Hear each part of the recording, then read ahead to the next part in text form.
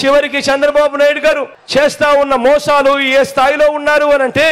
ఇదే మనిషి చంద్రబాబు నాయుడు గారు మొన్నటికి మొన్న నిమ్మగడ్డ రమేష్ అని తన మనిషితో తానే ఎలక్షన్ కమిషన్ కు కంప్లైంట్ చేయించి అవ్వాతాతలకు ఇంటి వద్దే అందాల్సిన పెన్షన్ ఆపిచ్చి ఆ అవ్వాతాతలు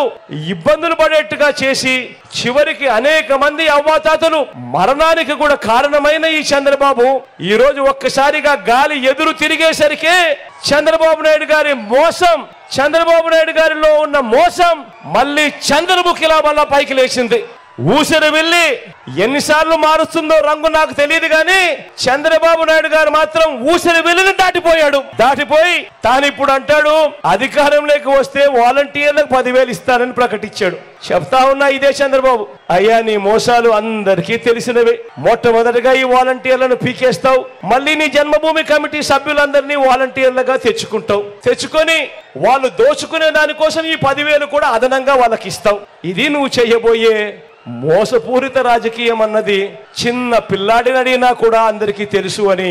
ఇదే పెద్ద మనిషి చంద్రబాబు నాయుడు గారి గురించి చెబుతూ, ఇదే చంద్రబాబు నాయుడు గారు